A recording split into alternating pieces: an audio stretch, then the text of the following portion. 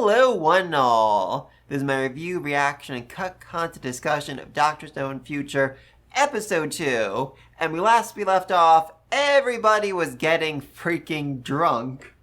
While they're on a giant ship in the middle of the ocean that they need to, pilot and manage, which just seems like an overall awful idea. I mean, literally, like, every single character is on the deck and nobody's actually steering right now, so... concerning. Very, very concerning. But alright, so we also got to see the big poker game between Senku and Ryu, which was somewhat rigged in the fact that they were always going to do the poker game to try and, convince people to go one way or the other, but also not rigged in the fact that, Jen and Senku were both giving it their best, and Senku was just so much better than him. Oh, poor Jen. Anyway, though, last episode did skip over a really great scene in the manga of all these, cute, fruity drinks that Francois makes. I'm hoping we see that this episode, and we end with, the crew actually getting to goddamn freaking America! America! Heck yeah! Anyway, though, let's get started in 3, 2, 1...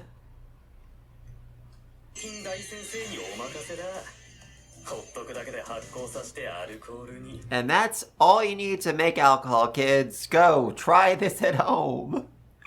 Don't actually try this at home. I have literal no idea how you try this at home. Though I think there's a fairly good chance it might explode. I know Moonstein still sometimes explode. Because of that, fermentation. The yeast in it builds up pressure, and then, it just pops. So, yeah, maybe don't try this at home.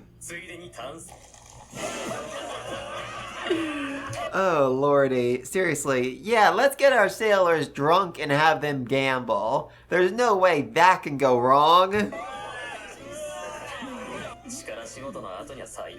Oh, poor little Suka. Yeah, sorry girl, you are a solid decade and a half too young to have alcohol.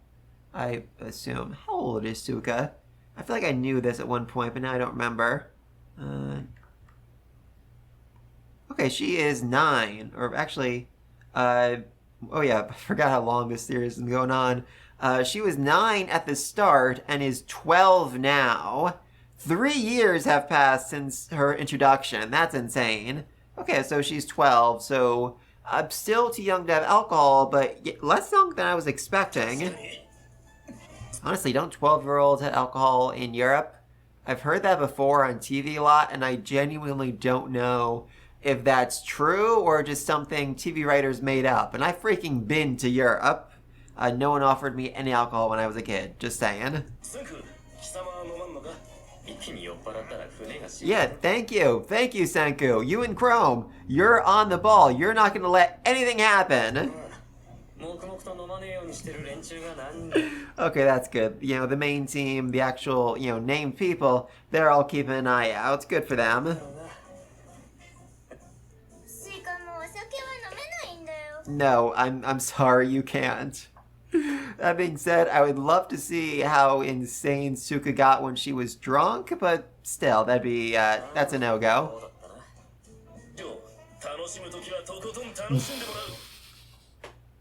I love Ryu's philosophy where it's like, if you're on my ship, then you must have fun. Get this child some alcohol. She must get drunk. Oh, you are a wild man.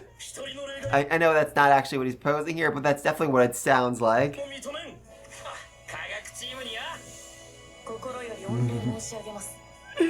I do love Francois. Seriously, as much as I love Ryu, I think I like Francois even more because they're just so perfect. They are literally the perfect butler, and there's almost nothing they can't do.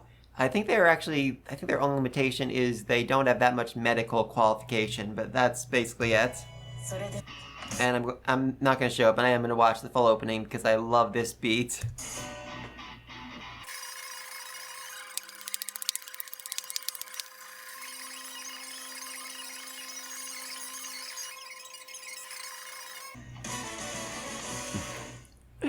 God, that is a beat. I absolutely love this opening so much. Anyway, yeah, so episode 2, Science Journey. I love how so much of science in this series is just, okay, I'm gonna add an insane amount of poison to this thing that we're going to ingest. Oh, it is terrifying. It is genuinely terrifying. I mean, you're simmering it, yeah, but still, that's like super deadly toxic. Shouldn't you be wearing like a face mask or literally anything?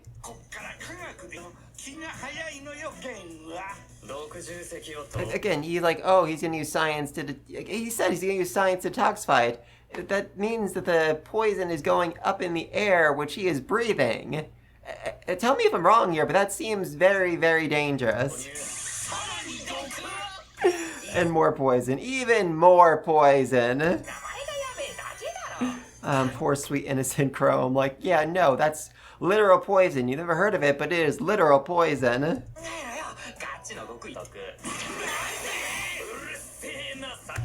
I do absolutely love how much they go in depth in making sure that they perfectly recreate every single panel of the manga.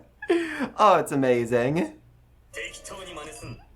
It feels like, you know, a warning from Senku, like, hey kids, don't try this at home, or you will literally die. I feel like he could have also used that, you know, warning when it came to making alcohol. I think that's dangerous. I do think that's dangerous. I've never done it before, obviously, but... Chrome, God above Chrome. Are you kidding me, man? You just saw him literally make up poison, and you're like, alright, I guess I'll drink it without a second thought. I know he trusts Senku, but still, that is next level. Yeah, obviously it's a bit...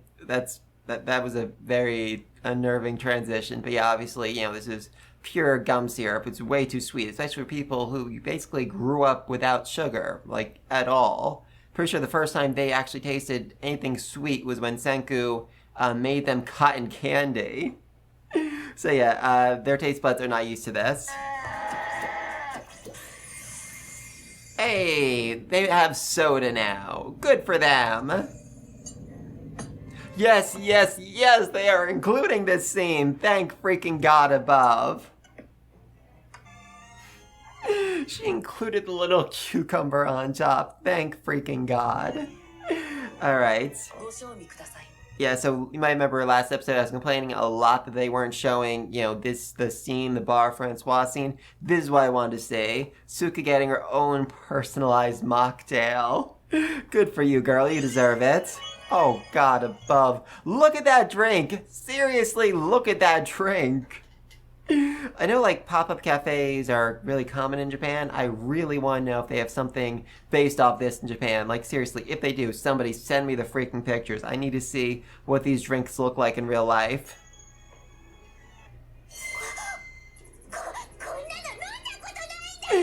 Yeah.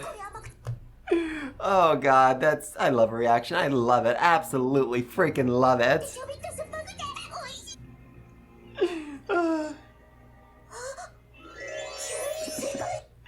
Seriously, yeah, it is a flavor-changing drink. Add in the garment and it absorbs it into the drink. Oh, that is such a cool detail.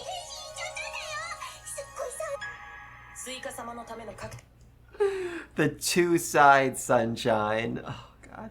And they actually, oh, God above. They actually give us the ingredient. Oh, they give us the ingredients for it in the manga, too. But I just love they show the actual ingredients. Like, hey, kids, go make this drink at home. I guess it is actually fairly possible. Not too hard, and it's not an alcoholic. So, yeah, give us the freaking recipe, people.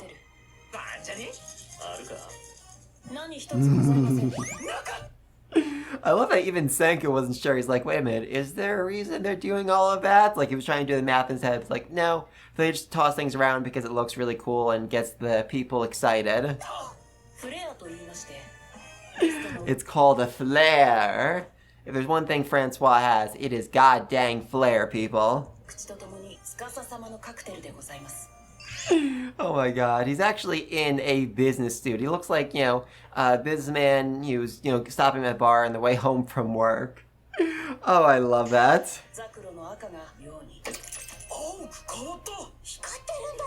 Oh, that's cool. That is really freaking cool. Seriously, I want to go to a bar that has these drinks. Yeah, I mean, there's one thing we know about Jen. It is the fact that he loves cola. In fact, most of the reason why he joined Team Senku in the first place was because Senku said, I can give you freaking cola.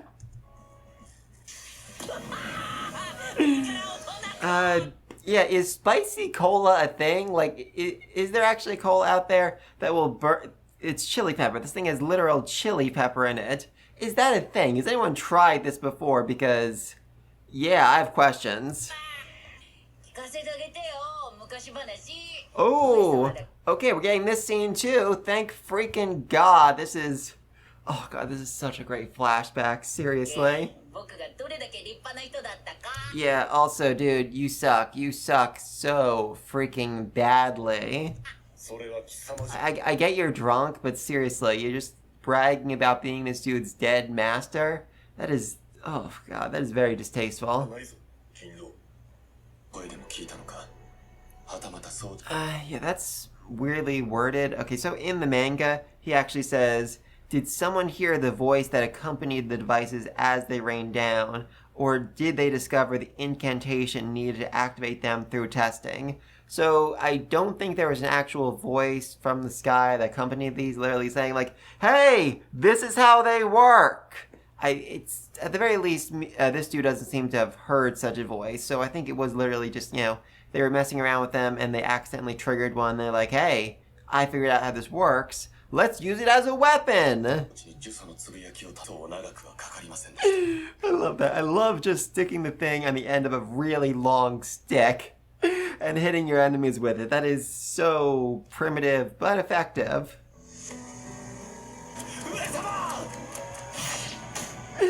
God dang, dude. He cut off his master's arm with what I assume is a stone sword. God, that is next level. That is next level right there. Also, more blood than I'm used to seeing in this series.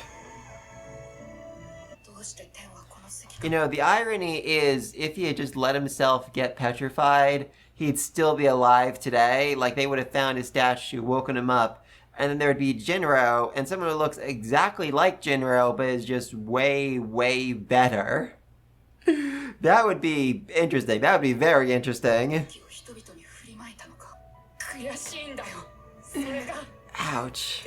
That's painful. That is seriously painful. Especially after we saw Jinro making a joke about being his master. God, Jinro, you suck. Anyway, though, the master's philosophy here is basically like, okay, if the heavens actually wanted to destroy us, they wanted to kill us, they very easily could have with these super powerful devices, but instead they gave them to us and made them so easy to use, so clearly this was their way of testing us. Clearly they wanted to see us, you know, turn around and destroy one another, and I wanted to prove them wrong. I wanted to prove that humanity was better than that we would be able to overcome this trial and, you know, just show our inherent goodness. And I failed. I failed so utterly and spectacularly. And that broke him. That literally freaking broke him. Oh, from here he's gonna get fun. Very, very fun. Oh, he got violent. He got very, very violent after this. And I mean, you could say this is like one-to-one with how it looks in the manga, but at the same time, the manga is just this like spilled ink art style. Whenever he moves, it looks so freaking amazing. And I do wish the anime was doing a better job of capturing it because, seriously, an anime that actually did show like fights, animations like this, like it looks in this scene in the manga, would just be so absolutely fantastic. Okay, that being said though, that was a really good animation of him just going from person to person, cutting them down. That was impressive right there. Just standing in a pile of corpses. They had the most powerful weapon in the world, and he had a stone sword, and he killed scores of them. Until somebody thought like, hey, let's not maybe use a stick anymore. Let's maybe like throw it with a string. Maybe that's a smarter strategy. God, this is actually even cooler than the murder spree. He intentionally let his arm get petrified first so he could carve the secret of the petrification device into his own stone skin. Oh, that is metal. That is insanely metal. Yeah. Now Jinro feels like a jerk. Now he does. That story sobered him up freaking instantly. Matcha beer. That feels very old-timey and very appropriate for him. Well, now he's dead. Yeah, it turns out he has absolutely no resistance to alcohol whatsoever. Poor guy. Which kind of, diminishes the impact and seriousness of the super sad story he just told. Aw, they put a blanket over him. That was nice of them. Also, I do just love that, a night of drinking turned into combat training. I mean, Kohaku and Kinro weren't actually drinking alcohol, but it still feels like such a weird transition. Oh my god, they literally had to carry him. Oh, that's amazing. What the freak? What the absolute freak? Seriously, my respect for this guy did just drop a couple notches.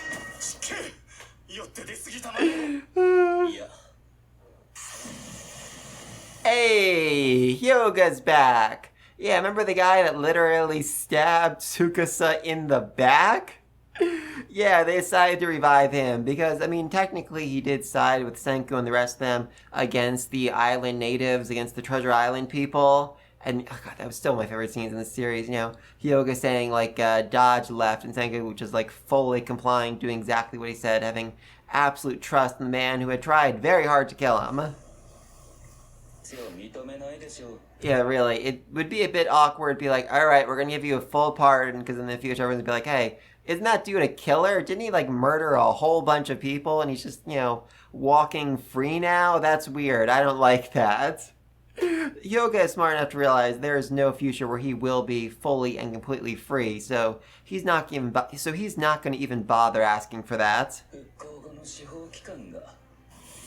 Yeah, reviving this dude, he is probably way worse than Hyoga, though it is close.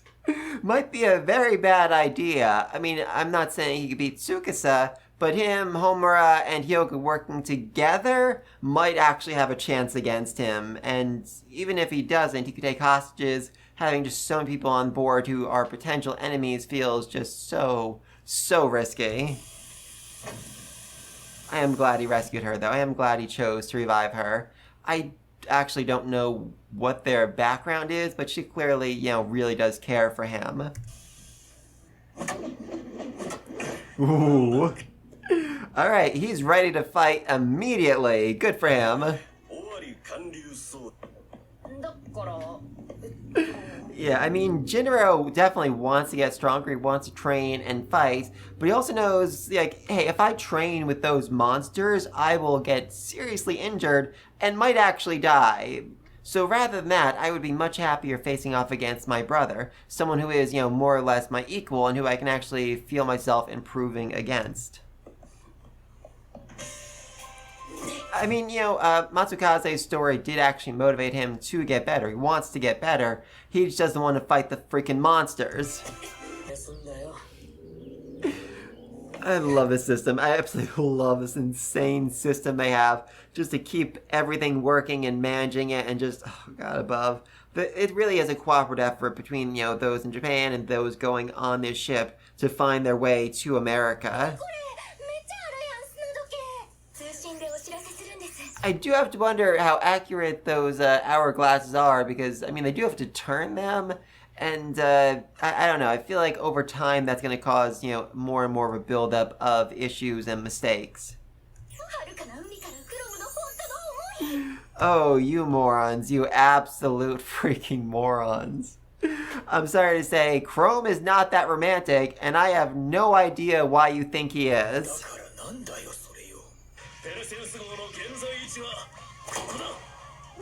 Hey, good for them. I mean, also, if they're that close to Alaska, I feel like they could just, stop there, make a land there for a day or two, and get their bearings that way, but this works too. This works too. Oh, you don't, yeah. Don't want to say that loud. Exactly. As long as it is sunny, as long as the sun is out, we will be perfectly A-okay. Immediate storm. Immediate stormy weather. Oh, I love their expressions. I mean, it's been confirmed again and again and again that Senku literally has the worst luck in the world and is a massive jinx. Can you use your gorilla might to turn this into a perfect square? Chrome, why do you think she'd be okay with that? Why do you insist on calling her a gorilla when you know it's going to result in you getting hit by that gorilla? He's not even bothered. He's not even bothered by the fact that she hit him based on the number of bombs. 1, 2, 3, 4, 5, 6, 7 times. Seriously, he's just so used to it now. Meanwhile, Suka is absolutely horrified. And of course, Kawaku is like, oh, you must be making a gift for my sister. Of course I'll help you with that. Girl, again, how little do you actually know about Chrome that you think he's gonna make a gift in the middle of this storm?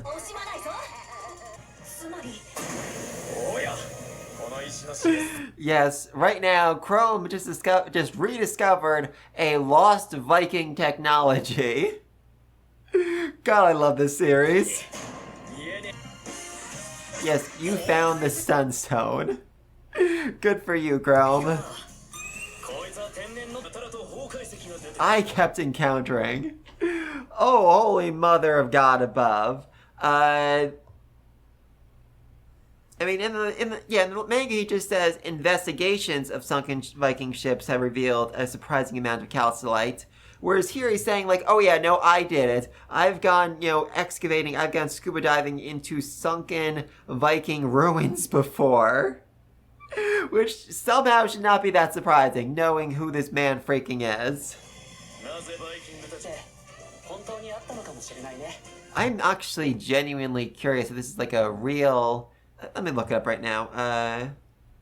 Yeah, there's an article I found here from 2011 saying, physicists show how Vikings could have used calcite crystals to navigate to North America. So this is actually a theory, not confirmed. This is a theory that's out there. And I do just love the author somehow stumbled upon this and is like, yes, let me include this in this series. Oh god, that is so much just research and investigation and scientific... Oh yeah, actually has a scientific consultant. Good for him. It really is. With series like this, it can really be about the consultant. They really can make or break it. Like, for example, there's a new manga right now in Shonen Jump. I can't remember the name. I'm not going to bother looking it up. That's all about game development. And it's not good. It is not good at all. And game development, that's my jam. I was so excited for it. And then I just kept reading it and reading it and reading it. I'm like, I don't think this dude really understands the process all that well. Also turns out the consultant he uses is a company that basically only makes like AR games. So of course that's like the only thing he actually makes in the manga. I don't know, I'm not a big fan of it and very disappointed overall. Yeah, right there, right freaking there. Senku is looking at Chrome and is like, wow, he really did it. My student, my apprentice, has actually managed to outshine me. Did something that I couldn't have even expected, and I'm just so proud of him. But of course I won't freaking say it because that's not my style. Yeah, seriously, way back then, Chrome was always chasing after him, but now Chrome is rushing ahead on his own path, and Senku literally cannot be more proud. Oh, they actually... Oh my god, that storm was so bad, it literally destroyed the casino. No! Again, I really love that these two are back in Japan. They are helping with the effort. They're helping them navigate across the ocean, really to show that, science is a collaborative effort. So, good for them. Oh, please tell me we're going to include this scene. Yeah, right freaking there. That is a very, very big glacier. That is several times larger than their ship. And of course, the Stone Age people are fully unable to process any of this. And the whales. There are also giant whales who are also bigger than their ship and whose size literally boggles the mind. Oh, Suka is freaking out so much, which is, fully justified. Even if the entire Kingdom of Science fought together, I don't know if they'd be able to face against a threat like a whale if it was actually, violent and tried to attack them. I mean, the whales are literally just like monsters. They are just insanely massive. So massive they boggle the mind. And there it is. There it is. There it freaking is. They've made it to the new world. Also, I'm pretty sure Ryu promised whoever first spot to the new world get like 10,000 Ryu bucks or whatever. Landfall! Landfall!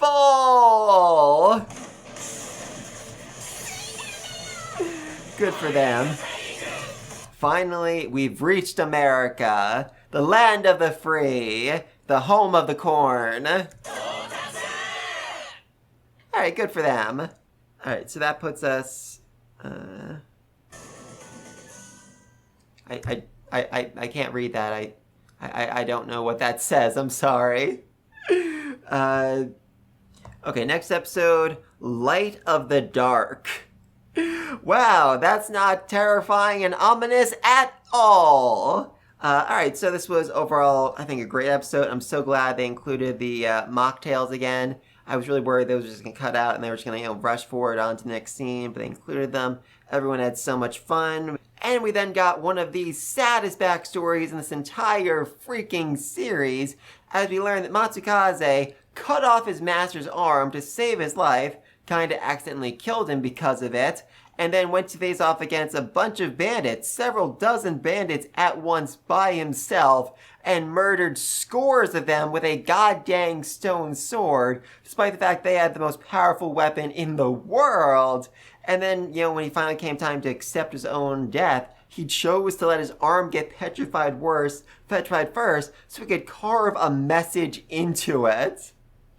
He is metal. He is metal as freaking hell, and I love it. Of course, then he passed out drunk and kind of clung to Tsukasa, and that was, a little bit disappointing right there. Then we got, Hyoga, Mose, Homura. I'm glad. I love this little, nod between the two of them. Yeah, right there, a little nod, don't worry, girl, I'll take care of you. You're my ally, you're someone I care about. I assume he cares about her. Yeah, I'm gonna say he cares about her.